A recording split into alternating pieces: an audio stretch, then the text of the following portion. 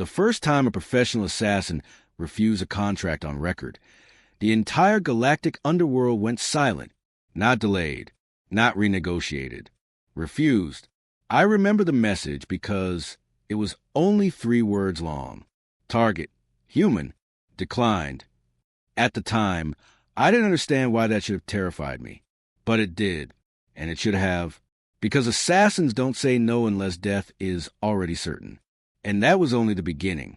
My name is Marcus Hale, former intelligence analyst for the Terran Coalition, currently listed as deceased in 6 systems. I was stationed on Kepri Station when the rumors started. Whispers traded in smoke-filled cantinas and encrypted shadow nets. They said the guilds were closing contracts, that bounty boards were being wiped clean, that entire assassination houses were burning their human dossiers, not out of morality, out of fear. Kepri Station orbited a dying blue star, a rusted monument to alien ambition. 40 species lived there, none of them human by birth. I was an observer, a liaison, officially neutral.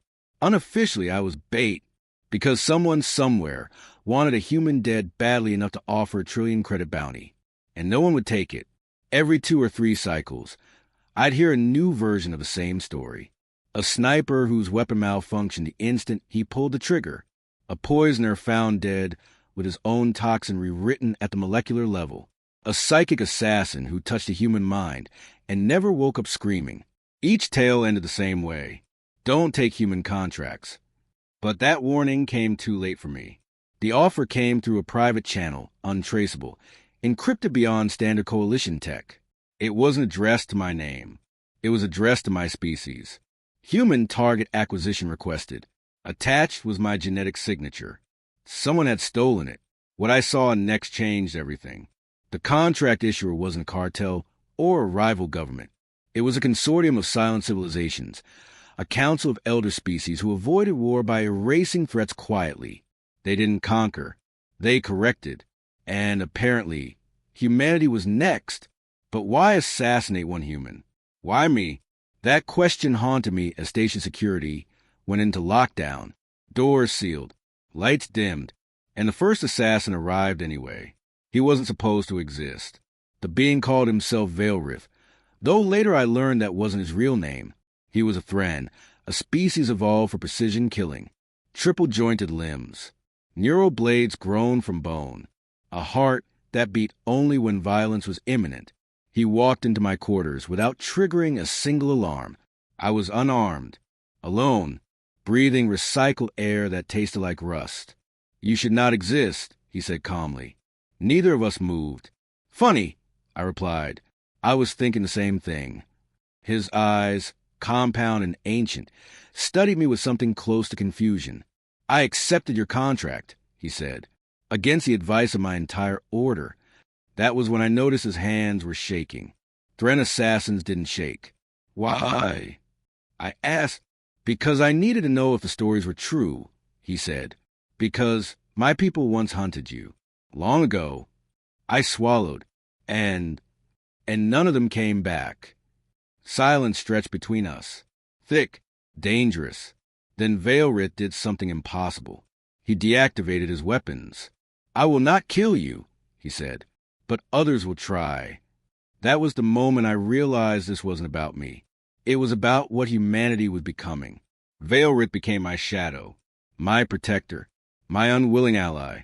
And through him, I learned the truth the galaxy was trying to bury. Humans were not feared for their strength. They were feared for their adaptation. Every assassin species had one advantage: poison, stealth, psychic assault, temporal displacement. Humans had no natural defenses against these. At first. But humans learned. The first time a human survived a psychic attack, the neural feedback rewired their brain. The second time it reflected. The third time it killed the attacker. Poison? Human livers adapted in real time. Nanotech rewritten by immune systems that treated machines like viruses. Time manipulation? Human consciousness anchored itself through trauma, creating fixed reference points even temporal weapons couldn't erase. The galaxy didn't see it at first.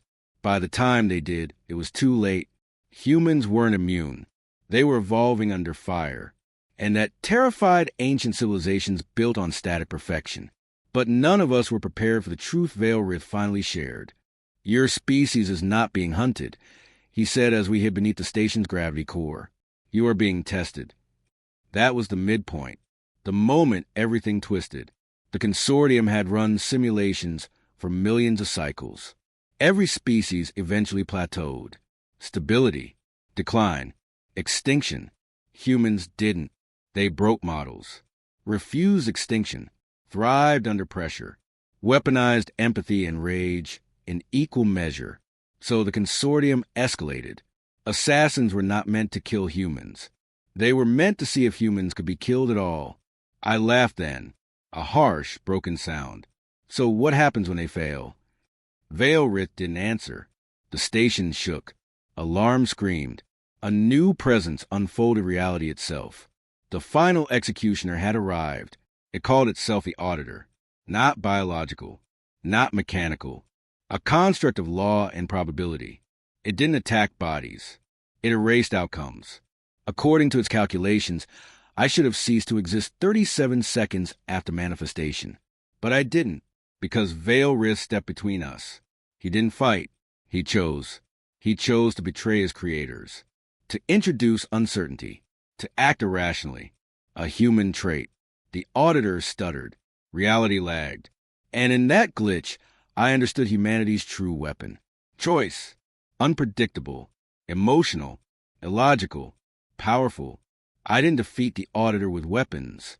I told it a story about human mothers lifting cars off their children, about soldiers charging certain death for strangers, about forgiveness given when annihilation would be easier. Its models collapsed. The Auditor vanished, but the cost was high. Veilrith was dying. As he lay there, fading, he looked at me with those ancient eyes. "Do not let them define you," he whispered. "They fear you because you changed them." I held his hand, a human gesture, pointless, essential. He died smiling. The station survived. The consortium withdrew. The contracts vanished. And across the galaxy, something shifted. Assassins began refusing more than human targets. They began questioning orders, choosing mercy, breaking cycles. Humanity hadn't conquered anything. It had infected the galaxy with free will. Years later, I stand before the Council as Earth's representative. They watch me carefully now, not with hatred, with caution, with respect, because they know the truth. Humans are not the strongest species in the galaxy, but we are the ones who survive being hunted. And when even the hitmen say no, it's already too late to stop us.